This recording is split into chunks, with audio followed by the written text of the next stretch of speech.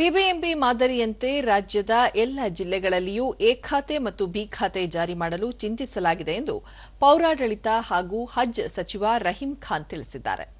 ವಿಧಾನ ಪರಿಷತ್ನಲ್ಲಿಂದು ಪ್ರಶ್ನೋತ್ತರ ಕಲಾಪದಲ್ಲಿ ಸದಸ್ಯ ಚಿದಾನಂದ ಅವರ ಪ್ರಶ್ನೆಗೆ ಉತ್ತರಿಸಿದ ಸಚಿವರು, ಗ್ರಾಮೀಣ ಭಾಗಗಳಲ್ಲಿ ಇ ಸ್ವತ್ತು ಮಾಡುವಲ್ಲಿ ಜನರು ಎದುರಿಸುತ್ತಿರುವ ಸಮಸ್ಯೆಗಳನ್ನು ಶೀಘ್ರದಲ್ಲೇ ಬಗೆಹರಿಸಲಾಗುವುದು ಎಂದರು. ನಮ್ಮ ಕಮಿಷನರ್ ಆಗಲಿ ಚೀಫ್ ಆಫೀಸರ್ಗೆ ಟೈಮ್ ಕೊಟ್ಟಿದ್ದಾರೆ. ಆದರೂ ನಮ್ಮ ಮಾಹಿತಿ ಪ್ರಕಾರ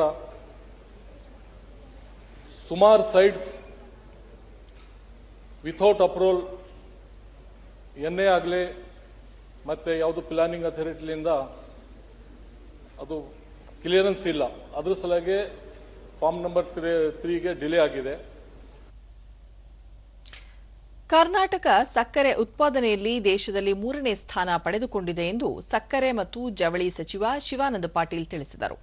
ವಿಧಾನ ಪರಿಷತ್ ಸದಸ್ಯ ಎನ್ ರವಿಕುಮಾರ್ ಅವರ ಪ್ರಶ್ನೆಗೆ ಉತ್ತರಿಸಿದ ಸಚಿವರು, ರಾಜ್ಯದಲ್ಲಿ ಪ್ರತಿ ವರ್ಷ ಕಬ್ಬು ಬೆಳೆಗಾರರ ಸಂಖ್ಯೆ ಹೆಚ್ಚುತ್ತಿದ್ದು, ಸಕ್ಕರೆ ಕಾರ್ಖಾನೆಗಳನ್ನು ಸಹ ಅಭಿವೃದ್ಧಿಪಡಿಸಲಾಗಿದೆ.